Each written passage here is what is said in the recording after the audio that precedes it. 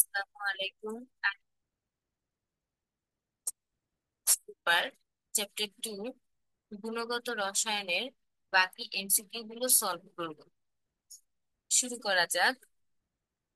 Copper এর 29তম ইলেকট্রনটি কোন অরবিটালে প্রবেশ করবে? আচ্ছা, কপারের 29তম ইলেকট্রন, তাহলে আমাদের কপারের ইলেকট্রন বিন্যাসটি আগে করতে হবে। কপার ইলেকট্রন বিন্যাসে এটি হচ্ছে কপার কততম? 29তম। কপার পারমাণবিক ভর হচ্ছে 29।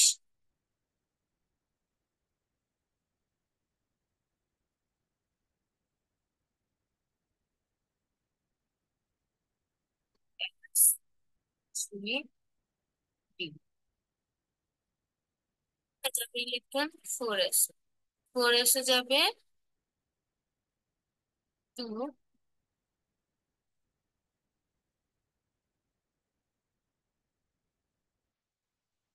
এরকম হওয়ার কথা ছিল, কিন্তু আমরা জানি কোন একটি পরমাণু সবসময় স্থিতিশীল অবস্থায় থাকতে চায়, অর্থাৎ সুস্থিত অবস্থায় থাকতে চায়। তাহলে সুস্থিত অবস্থায় থাকার জন্য অরবিটালকে হয় পূর্ণ, না হয় অর্ধপূর্ণ হতে হবে।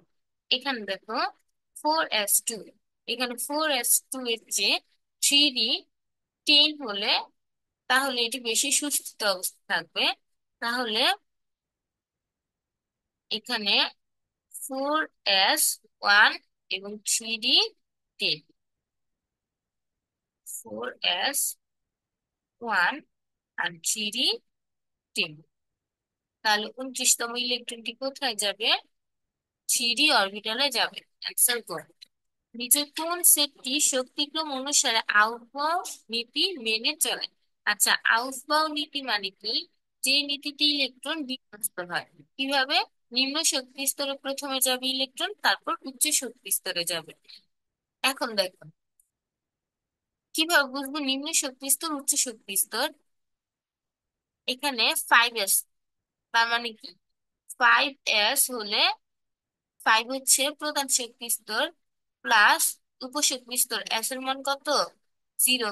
তাহলে 5 + 0 সমান কত হবে? শুধু 5। এরপর 4d, 4 plus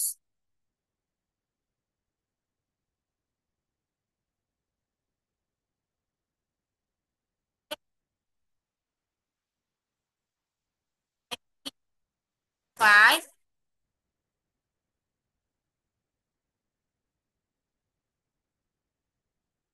plus 1, 6।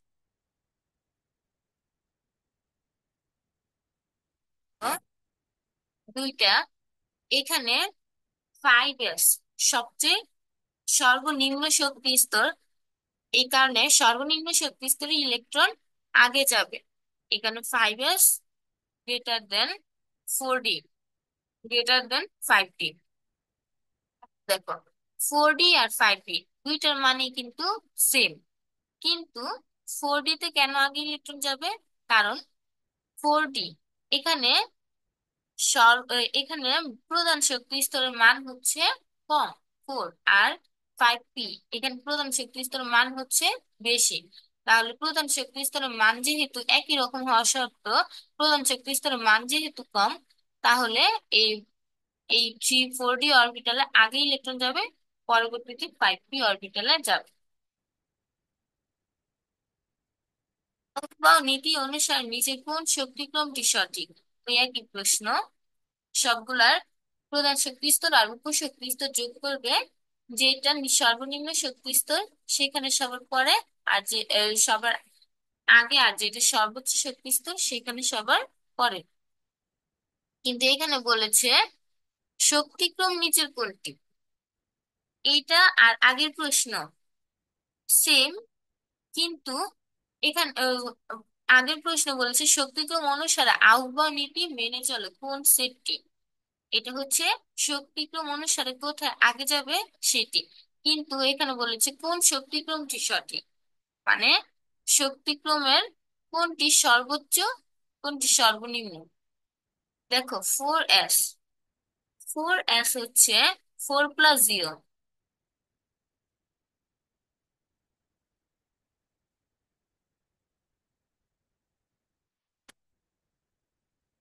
Three three plus two.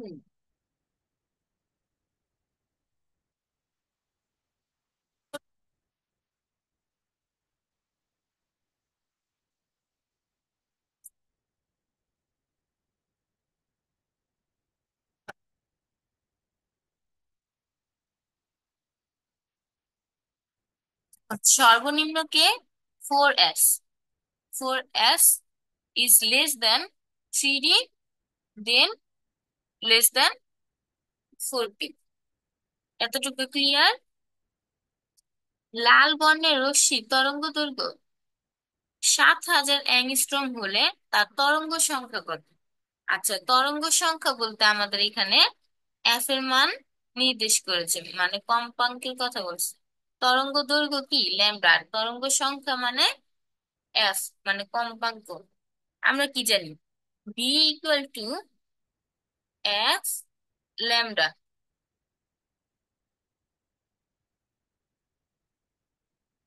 তাহলে এফ ইকুয়াল টু কত হবে? বি/ল্যামডা।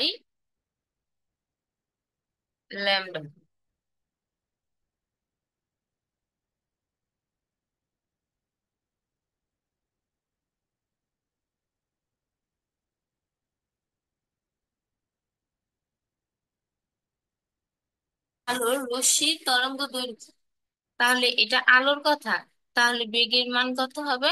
3 × 10⁸। এটা মনে রাখতে হবে। আলোর বেগ 3 × 10⁸।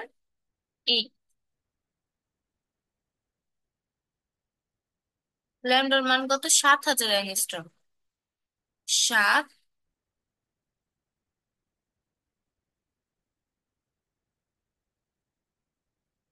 এটাকে অ্যাংস্ট্রমে রাখা যাবে না, কারণ এটাকে এসআই এককে কনভার্ট করতে হবে। অ্যাংস্ট্রম থেকে মিটারে, মিটার কিভাবে? 10 ইনভার্স 10। 1 অ্যাংস্ট্রম সমান 10 ইনভার্স -10 মিটার। এটাকে যদি ক্যালকুলেশন করো, তাহলে আমাদের অ্যান্সার আসবে 14.28 × 10³ সেন্টিমিটার ইনভার্স। দেখো, এখানে সেন্টিমিটার এককে, মিটার এককে আমাদের যে অ্যান্সার বের হয়, সেটাকে তুমি 100 দিয়ে ভাগ করলেই, 100 দিয়ে গুণ করলেই সেন্টিমিটার এককে পেয়ে যাবে। পরবর্তী প্রশ্ন, জাল পাসপোর্ট শনাক্তকরণে কোনটি ব্যবহার করা হয়? আমরা জানি ইউভি রশ্মি। জাল টাকা নোট শনাক্তকরণে অতি বেগুনি রশ্মি, মানে ইংলিশে যেটাকে বলে ইউভি রে। নিচের কোন নিউক্লিয়াসটি এনএমআর সক্রিয়? সবসময় মনে রাখবে, এনএমআর সক্রিয় মানে কি? যার বিজোড় সংখ্যক ইলেকট্রন থাকবে, সেটি হচ্ছে এনএমআর সক্রিয়। দেখো, এখানে বিজোড় সংখ্যক প্রোটন, তার মানে কি ইলেকট্রন ও বিজোড় সংখ্যক, তার মানে এটা কি এনএমআর সক্রিয়। এমআরআই কি? চৌম্বকীয় অনুরণন প্রতিচ্ছবি। এমআরআই এর পূর্ণরূপ আমরা কি জানি? Magnetic resonance imaging. তাহলে এটা বাংলা করলে কি হয়? চুম্বকীয় অনুরণন প্রতিচ্ছবিকরণ। 25 ডিগ্রি সেলসিয়াসে অ্যালুমিনিয়াম সালফেটের দ্রাব্যতা আসলে আয়নিক গুণফল কত? আচ্ছা, অ্যালুমিনিয়াম সালফেট, অ্যালুমিনিয়াম এস হলে আয়নিক গুণফল কত?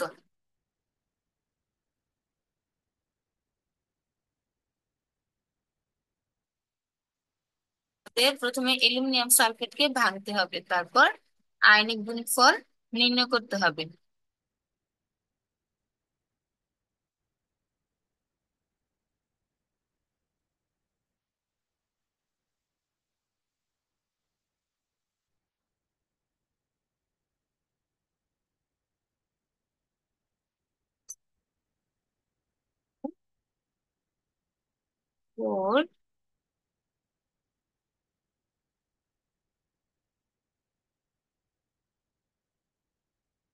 একে যদি ভাঙি তাহলে কি পাবো?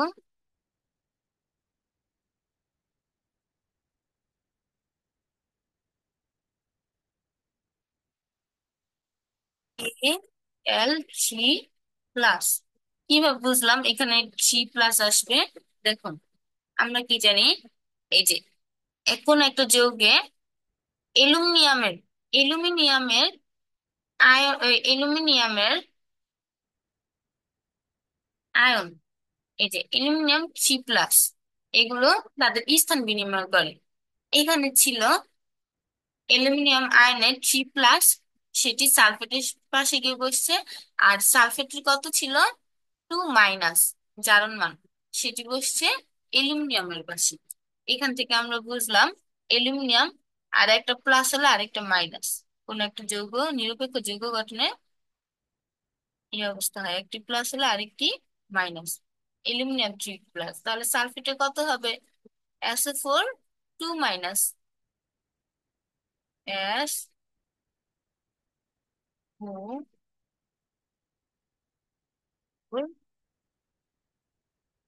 Two minus.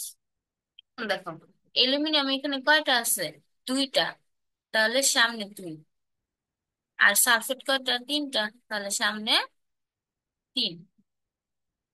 আয়নিক গুণফল, তাহলে টু এস। আর অ্যালুমিনিয়ামের দ্রাব্যতা কত? এস।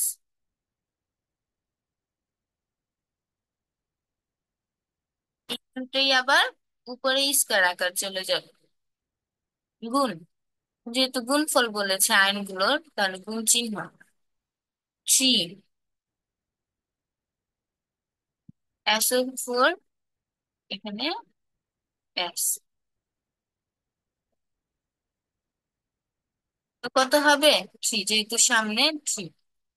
দেখো, দুই দ্বিগুণে দুইয়ের উপর স্কয়ার করলে ফোর।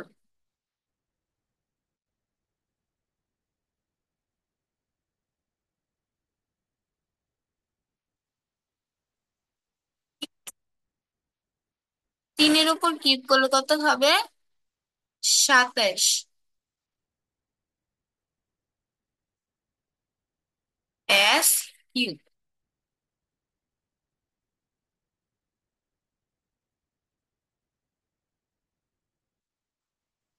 27 আর 4 গুণ করলে হবে 108।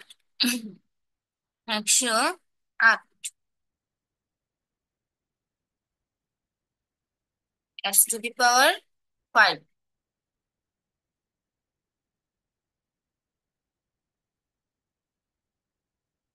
গুণফল 108, S⁵ এটি অ্যান্সার।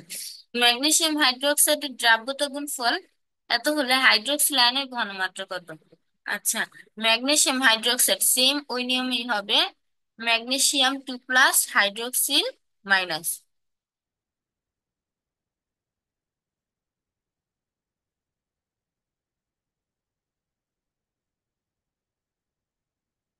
H minus.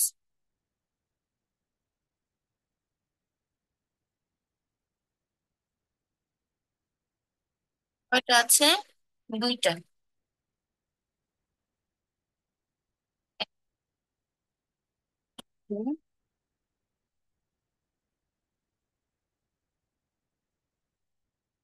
এস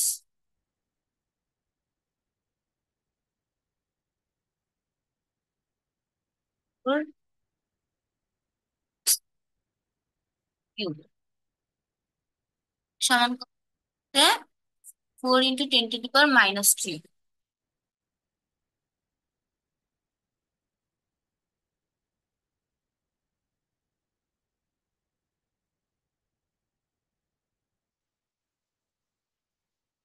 সমান কত হবে?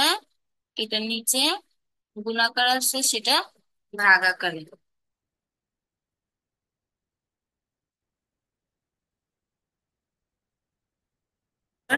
শুধু এস হলে এটা কিউব আকারে আছে, এটা ওই পাশে গেলে কি আকারে হবে? Inverse C.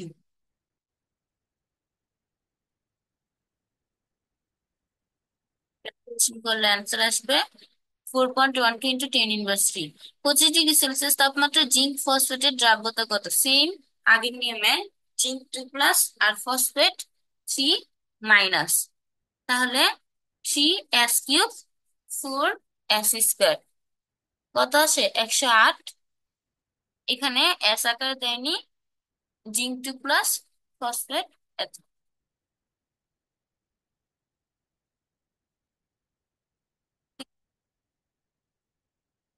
O4 এর ক্ষেত্রে তাহলে সম্পর্ক কেমন হবে? আচ্ছা, দ্রাব্যতা ও দ্রাব্যতা গুণফলের সম্পর্ক।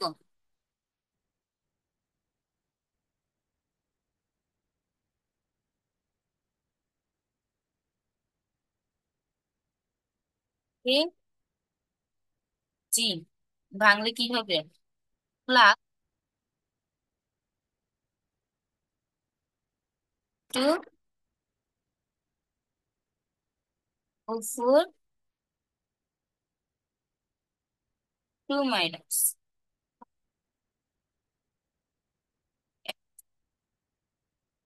- 2s²,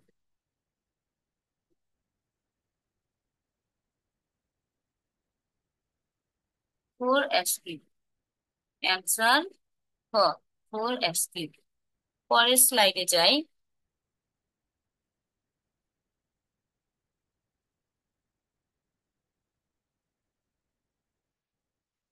দ্রাব্যতা এত হলে কে এস পি কত? সেম আগের নিয়মে অ্যান্সার হবে 1.74। Ag2CrO4 এর কে এস পি এত হলে মৌলের দ্রাব্যতা কত? এটাও আমি করিয়েছি সেম ওই নিয়মে। প্রথম ভাঙতে হবে, তারপরে K S P equal to এত নির্ণয় করতে হবে। Ab3 এর দ্রাব্যতা গুণফল এত হলে দ্রাব্যতা কত? Ab3 এটা অজানা মূল দিয়েছে, এটাকে যদি আমি ভাঙি, A3+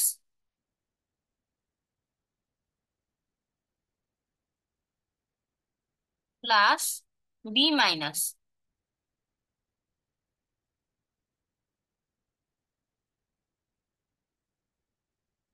তাহলে দ্রাব্যতার গুণফলটা কেমন হওয়া উচিত ছিল?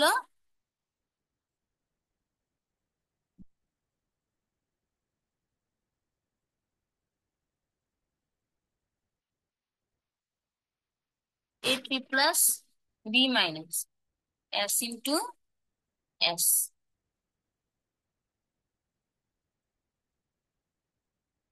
ও, তিনটা বি ছিল এখানে।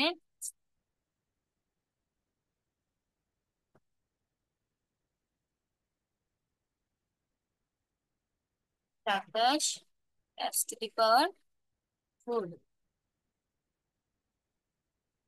তাহলে আমাদের দ্রাব্যতা গুণফল 1.7 ইন্টু 10⁻12। 1.12।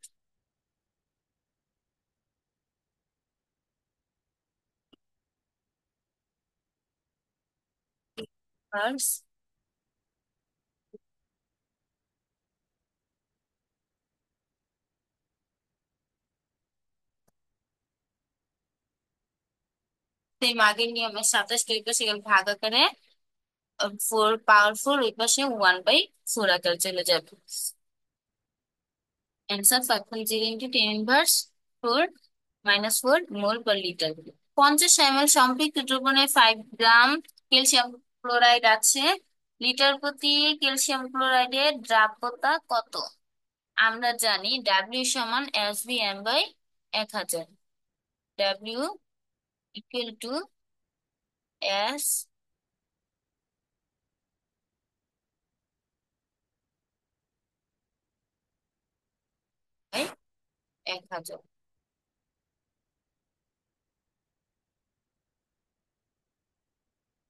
W কত হবে? 5। এর জায়গায় আমাদের এস নির্ণয় করতে হবে, এর মতো এস। এর জায়গায় আমাদের লিটার প্রতি, তাহলে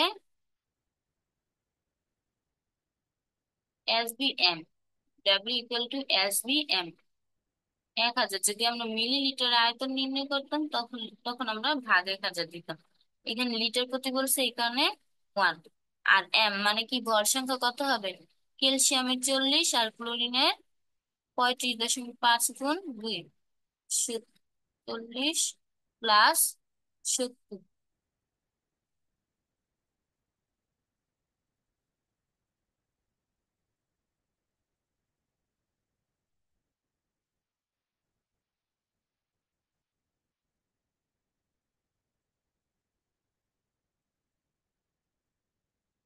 ভাগ 1 গুণ 110।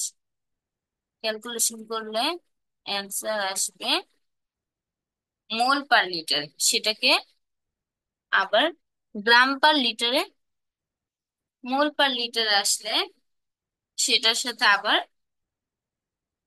আণবিক ভরটাকে গুণ দিলেই গ্রাম পার লিটারে চলে আসবে আনসার। ক্যালসিয়াম ফ্লোরাইডের সম্পৃক্ত জলীয় দ্রবণে ফ্লোরাইড আয়নের ঘনমাত্রা এত হলে ক্যালসিয়াম ক্লোরাইডের দ্রাবক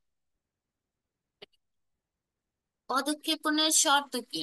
এই যে অধঃক্ষেপণের শর্তগুলা, কেআইপি যখন কেএসপি থেকে বড় হবে তখন অধঃক্ষেপণ হবে, যখন কেআইপি কেএসপি থেকে কম হবে তখন অদ্রবণীয়, আর কেআইপি কেএসপি এর সমান হলে দ্রবণটি সম্পৃক্ত। অ্যান্সার কত হবে? ক। এ বি এত হলে আয়নিক গুণফল কত? আয়নিক গুণফলের ক্ষেত্রে কি হবে? এ প্লাস বি মাইনাস, দুইটা আয়নের গুণফল। স্বাভাবিক। 25 ডিগ্রি সেলসিয়াস তাপমাত্রায় কেএসপি লিটার এককে দ্রাব্যতা কত? সেম ওই নিয়মে ক্যালসিয়াম CaC2O4 এর দ্রাব্যতা কোনটি বেশি হবে? 0.1 মোলার HCl এ বেশি হবে। A2B3 এর S এর মান হলে, S হলে দ্রাব্যতা কত হবে? সেম ওই নিয়মে A2B3 2A3 plus 3B2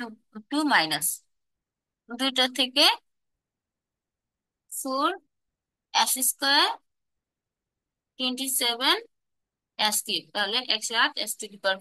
25 degree সেলসিয়াসে ferric হাইড্রোক্সাইডের দ্রাব্যতা এত হলে দ্রাব্যতা গুণফল কত? দেখো এটা গ্রাম পার লিটার এককে আছে, এটাকে মোল পার লিটার এককে কিভাবে কনভার্ট করবে? যখন তুমি আণবিক ভর, এটার আণবিক ভরটাকে ভাগ দিবে, তাহলে দ্রাব্যতা মোল পার লিটার এককে আসবে। পরবর্তীতে তুমি দ্রাব্যতা গুণফল করতে পারবে। শিক্ষা পরীক্ষা কোন আইনটি নীলাভ সবুজ বর্ণ দেখায়? দেখো শিক্ষা পরীক্ষার যতগুলো আইন আছে, কোন আইনটি নীলাভ সবুজ বর্ণ দেখায়?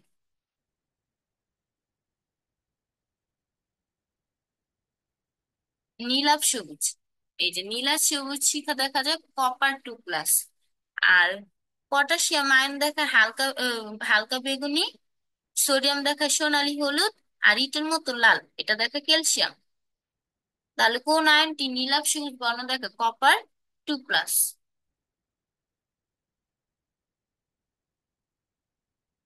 অ্যান্সার হবে Copper 2+। শিখা পরীক্ষা ইটের মতো লাল, ওই ওই ছকটা পড়লেই বুঝতে পারবে। ইটের মতো লালকে Ca2+। শিখা পরীক্ষা সোনালী হলুদ সোডিয়াম +। শিখা পরীক্ষা নিচের কোন আয়নটি বেগুনি? পটাশিয়াম +।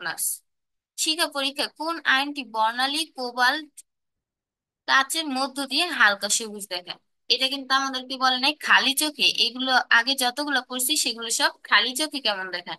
আর কোবাল্ট কাচের মধ্য দিয়ে হালকা সবুজ দেখায় কোনটি? সেটি দেখো এই ছকের মধ্যে আছে, কোবাল্ট কাচে হালকা সবুজ। এই যে Ca2+ আয়ন স্বাভাবিক অবস্থায় দেখা যায় ইটের মতো লাল, কিন্তু কোবাল্ট কাচে সেটি কি দেখা যায়? হালকা সবুজ বর্ণের।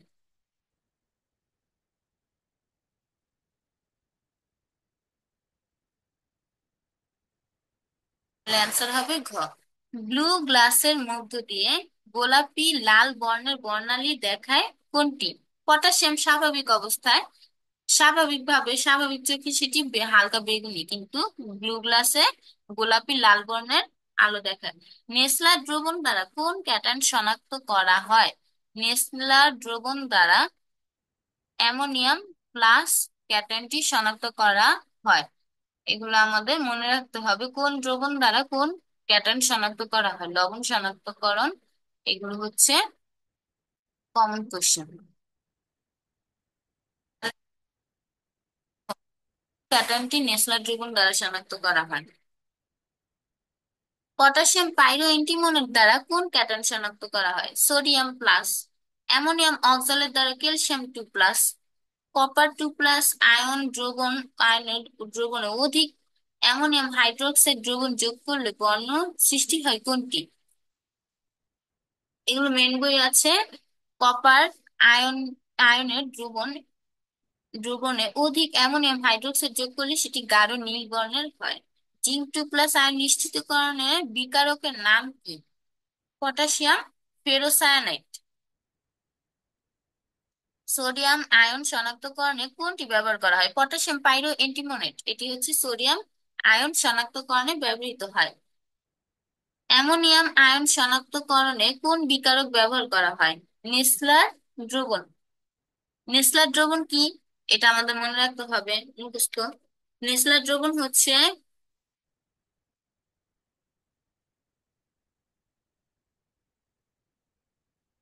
Potassium tetra iodine মার্কিউরেট plus potassium hydroxide, অথবা এখানে যদি সোডিয়াম আহ না, potassium tetra iodine মার্কিউরেট plus potassium hydroxide, এটি হচ্ছে নেসলার দ্রবণ।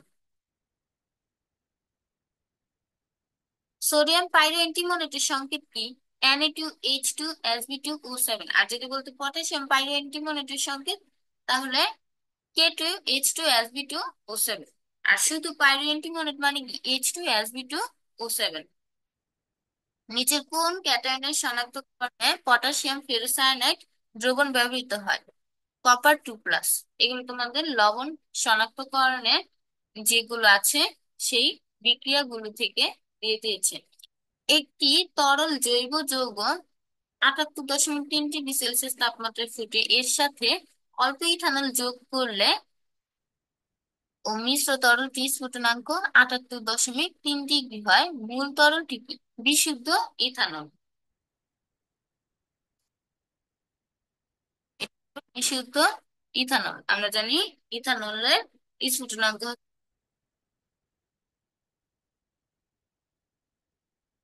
ইথানল। যেসব জৈব যৌগ পানিতে অদ্রবণীয় ও ফুটন্ত পানিতে বিয়োজিত হয় না কিন্তু স্টিমে উদ্বায়ী, ভেজাল থেকে কি রূপে পৃথক করা যায়? আচ্ছা, স্টিমে যেহেতু উদ্বায়ী, তাহলে স্টিম পাতনের মাধ্যমে আমরা পৃথক করতে পারি। দুটি ভিন্ন তরলে কোনো দ্রব্যের দ্রাব্যতার মাত্রা কম বেশি হলে ওই দ্রব্যকে কম দ্রাব্যতা বিশিষ্ট তরল থেকে কি রূপে পৃথক করা যায়? দ্রাবক নিষ্কাশন। দেখো,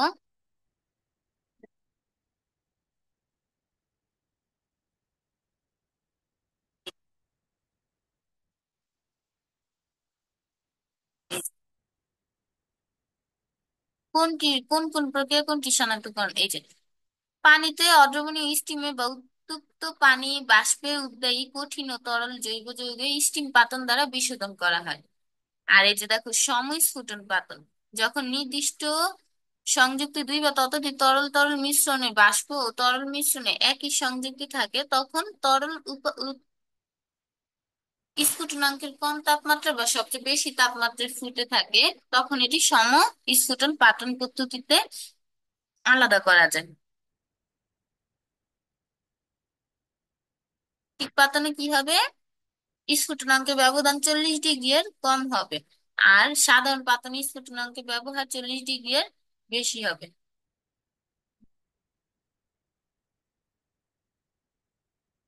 ভিন্ন তরলে তখন কি হবে? দ্রাবক নিষ্কাশন প্রক্রিয়ায় ভিন্ন তরলের মধ্যে দ্রাব্যতার মাত্রা কম বেশি হলে আমরা দ্রাবক নিষ্কাশন করতে পারি।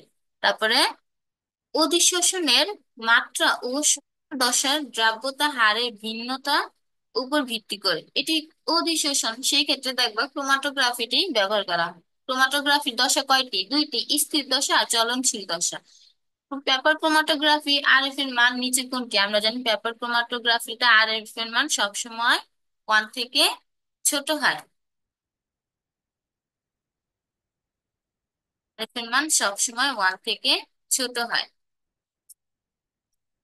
কোন প্রক্রিয়ায় থোরিয়াম ভর সংখ্যা কত? 234। আর পারমাণবিক সংখ্যা কত? 90। এই ক্ষেত্রে এই পরমাণুটির ভর সংখ্যা হচ্ছে 234। দেখো ভর সংখ্যা সেম, কিন্তু পারমাণবিক সংখ্যা এক বেশি। আমরা জানি কোন ক্ষেত্রে পারমাণবিক সংখ্যা এক বেড়ে যায়? বিটা ইমিশনের ক্ষেত্রে পারমাণবিক সংখ্যা এক বেড়ে যাবে। যেসব পরমাণুর ভর সংখ্যা একই কিন্তু পারমাণবিক সংখ্যা ভিন্ন, এদেরকে কি বলা হয়? ভর সংখ্যা একই মানে কি? আইসোবার। আর প্রোটন সংখ্যা এক হলে আইসোটোপ, নিউট্রন সংখ্যা এক হলে আইসোটোন। নিচের কোন আলোর রশ্মির তরঙ্গদৈর্ঘ্য সবচেয়ে বেশি? যার চেয়ে বেশি? মাইক্রোওয়েভ। ভিজিবল হচ্ছে দৃশ্যমান, মাঝামাঝি তরঙ্গ দৈর্ঘ্য। এক্স রে, গামা রে, এগুলো তরঙ্গ দৈর্ঘ্য হচ্ছে সবচেয়ে কম, কিন্তু মাইক্রোওয়েভ, রেডিও ওয়েভ, এগুলো তরঙ্গ দৈর্ঘ্য কি সবচেয়ে বেশি হয়ে থাকে। তাহলে অ্যান্সার কি হবে? মাইক্রোওয়েভ। কোবাল্ট ও কোবাল্ট টু প্লাসের জন্য নিচে কোন যোজ্যতে ইলেকট্রন বিন্যাসটি সঠিক? কোবাল্ট আর কোবাল্ট টু প্লাস, দেখো আগে ছিল কোবাল্টের জন্য 4, কিন্তু যখন 2 প্লাস হবে সর্বশেষ শক্তি স্তর থেকে 2টি ইলেকট্রন ত্যাগ করবে, 4s 0 হয়ে যায়। তার মানে অ্যান্সার কত হবে? 18 এর ঘ। নিচে কোন ইলেকট্রন বিন্যাসে সাধারণ নিয়মে ব্যতিক্রম? আমরা জানি ক্রোমিয়াম, মলিবডেনাম, কপার, সিলভার, এগুলো সাধারণ নিয়মে ব্যতিক্রম দেখায়। রিডবার্গ ধ্রুবক দ্বারা প্রকাশিত হাইড্রোজেন পরমাণু বর্ণালীর বামার সিরিজের সর্বনিম্ন তরঙ্গ সংখ্যার বিকিরিত রশ্মি কোনটি? আচ্ছা, বামার সিরিজে বামারের জন্য N1 সমান 2 সমান 2।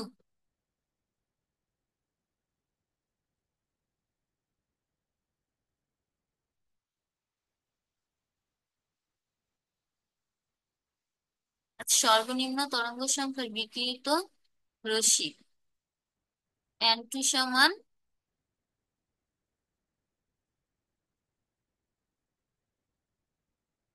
F2 ইকুয়াল টু কত হবে? সর্বনিম্ন তরঙ্গ সংখ্যা বলছে, তার মানে বামার সিরিজের জন্য সর্বনিম্ন উপরে কোনটা আছে?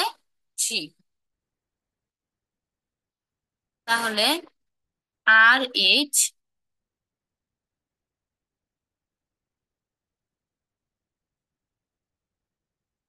1/2 এর উপর স্কোয়ার করলে কত হবে?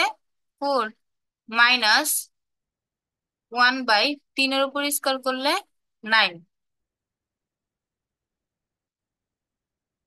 তাহলে আর এইচ ইন্টু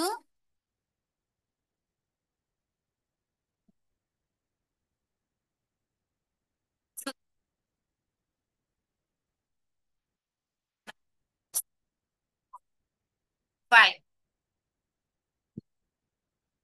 5 আর এইচ/36, এটাই অ্যান্সার। শিখা পরীক্ষায় ব্যবহৃত কোবাল্ট ব্লু গ্লাস কোন আলো সম্পূর্ণ শোষণ করে, মানে বর্ণহীন? এটা তো পটাশিয়াম, সাধারণ অবস্থায় হালকা বেগুনি, পরবর্তীতে গোলাপি, কিন্তু সোনালী হলুদ। সোডিয়ামের ক্ষেত্রে সোনালী হলুদ দেখা গেল, এটি কোবাল্ট ব্লু গ্লাসে বর্ণহীন হয়ে যায়, তাহলে সোনালী হলুদ। লবণের দ্রাব্যতা গুণফল নির্ণয় কোন ধরনের দ্রবণ উপযোগী? সম্পৃক্ত দ্রবণ, ইংলিশে যেটাকে বলে স্যাচুরেটেড। দ্রাব্যতার গুণফল নিচের কোন ক্ষেত্রে প্রযোজ্য? স্বল্প দ্রবণীয় আয়নিক যৌগের ক্ষেত্রে দ্রাব্যতার গুণফল প্রযোজ্য। পরমাণু অরবিটালের ধারণা নিচের কোনটি থেকে পাওয়া যায়? আমরা জানি বোর পরমাণু মডেল থেকে প্রধান শক্তি স্তরের ধারণা পাওয়া যায়, রাদারফোর্ড পরমাণু মডেল থেকে নিউক্লিয়াস সম্পর্কে ধারণা পাওয়া যায়, আউকবার্ন নীতির মাধ্যমে ইলেকট্রন বিন্যাস করা যায়, কিন্তু কোয়ান্টাম বলবিদ্যার সাহায্যে অরবিটালের ধারণা পাওয়া যায়। কোন আলোক রশ্মির তরঙ্গ দৈর্ঘ্য এত হলে বিকিরণের বর্ণ কেমন হবে? আচ্ছা, তরঙ্গ দৈর্ঘ্যের রেঞ্জটা এটা কত? 540 ন্যানোমিটার। কত রেঞ্জের মধ্যে থাকলে সবুজ হয়? এটি 540 ন্যানোমিটার, এটি সবুজ রঙের জন্য। এটার জন্য একটা চার্ট আছে, কোন রঙের জন্য কোন তরঙ্গ দৈর্ঘ্য সেটি পড়ে নিবা। একটি পরমাণুর পঞ্চম শক্তি স্তরের সর্বোচ্চ ইলেকট্রন ধারণ ক্ষমতা কত? পঞ্চম শক্তি স্তর প্রধান শক্তি স্তর বলেছে, তাহলে সর্বোচ্চ ইলেকট্রন ধারণ ক্ষমতা আমরা পূর্বের ক্লাসে পড়িয়েছিলাম 2n²। তাহলে n এর জায়গায় কত হবে? 5। 2 5 স্কোয়ার। 5 এর উপর স্কোয়ার দিলে কত হয়? 25। 25 × 2 কত হবে? 50। তাহলে 50। 2p অরবিটালের জন্য N O N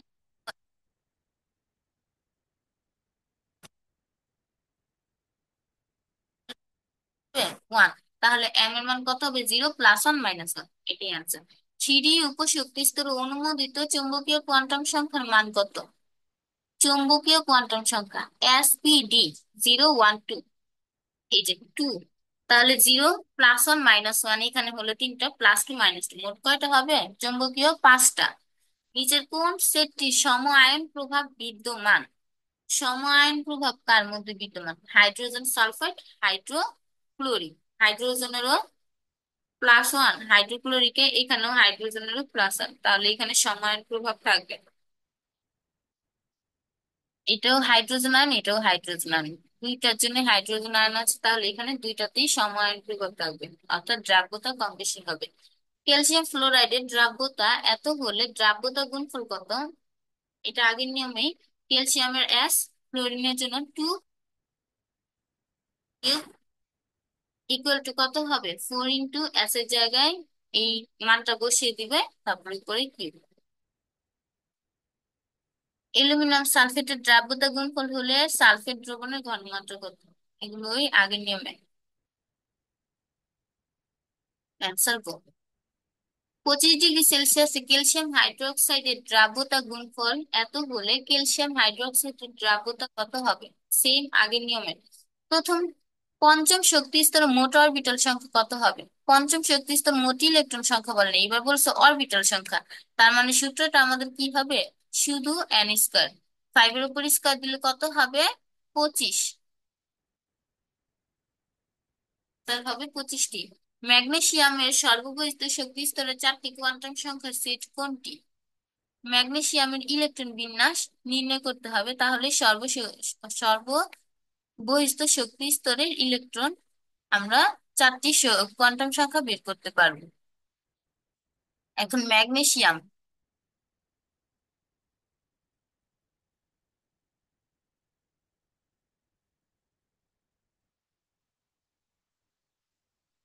magnesium 1s2 2s2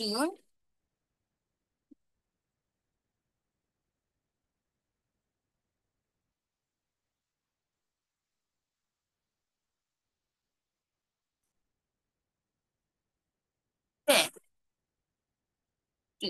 ম্যাগনেসিয়ামের যেহেতু পারমাণবিক সংখ্যা বাড়বে, তাহলে দেখো 3s, এখানে n এর মান কত? 3, l এর মান, s এর মান কত? 0, m এর মানও কত হবে? 0। যেহেতু 0, তাহলে এখানেও m এর মান 0, এর বেশি হবে না। s এর মান +1/-1, দুইটার জন্য বলছে, এখানে অ্যান্সার। ইলেকট্রনের কোন অরবিটাল থেকে স্থানান্তর ঘটলে বামার সিরিজের তৃতীয় বর্ণালী রেখা দেখা যাবে? আচ্ছা, বামার সিরিজের তৃতীয় বর্ণালী রেখা দেখা যাবে যখন উচ্চ শক্তি স্তর থেকে নিম্ন শক্তি স্তরে আসবে, তখনই কিন্তু আমরা বর্ণালী রেখাটা দেখতে পাবো। এখন উচ্চ শক্তি স্তর কোনটা হবে? তৃতীয় বর্ণালী রেখা যেহেতু বলছে, বামার সিরিজ কত? n2, দ্বিতীয় স্তরে। আর তৃতীয় বর্ণালী রেখা তাহলে কত হবে? 2 + 3, কত নাম্বার হবে? n5 হবে।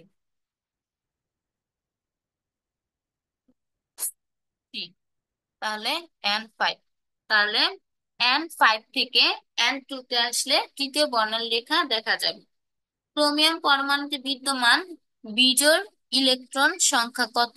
এটা আমরা দেখেছি, বিদ্যমান বিজোড় ইলেকট্রন 6।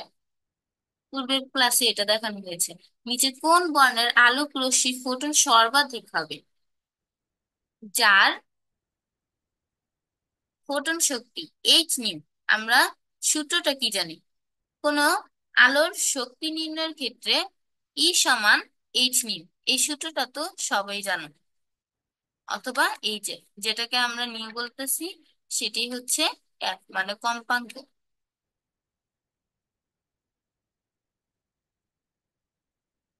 যার কম্পাঙ্ক বেশি তার শক্তি বেশি।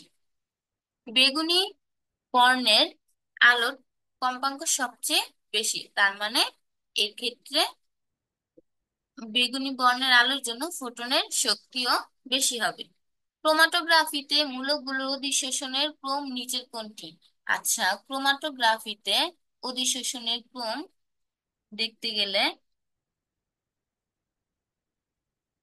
ক্রোমাটোগ্রাফি অধিশোষণের এই যে দেখো, রঙিন মিশ্রণে যে উপাদানগুলোর মধ্যে এই যে CHO সবচেয়ে, তারপরে একটু বেশি NH2, এরপর OH, সবচেয়ে বেশি হচ্ছে COOH। এটি তোমাদের মেন বই ক্রোমাটোগ্রাফির মধ্যে এটি সুন্দরভাবে দেওয়া আছে।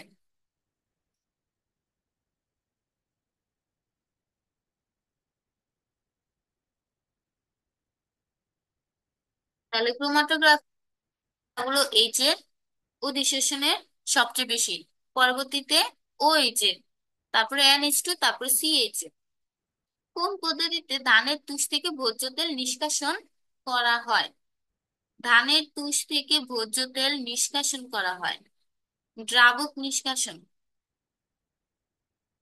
পদ্ধতিতে ধানের তুষ থেকে ভোজ্য তেল নিষ্কাশন করা হয়।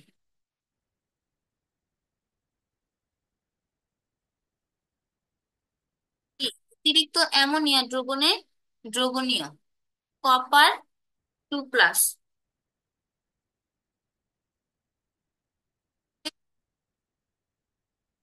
ব্যবহার করা হয়।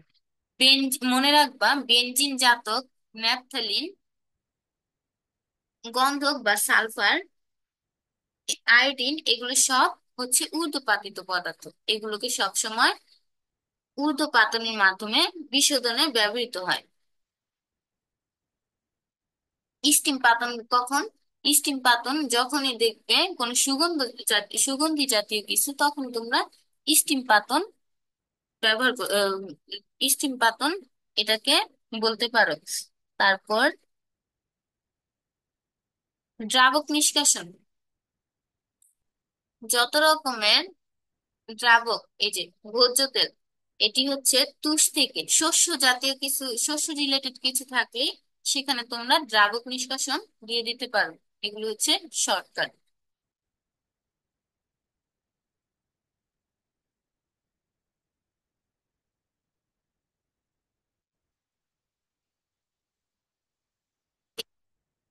সবগুলো MCQ আমি সলভ করিয়ে দিয়েছি। এগুলো এখন তোমরা বাসায় প্র্যাকটিস করবে। তো আজ এই পর্যন্তই। ধন্যবাদ সবাইকে।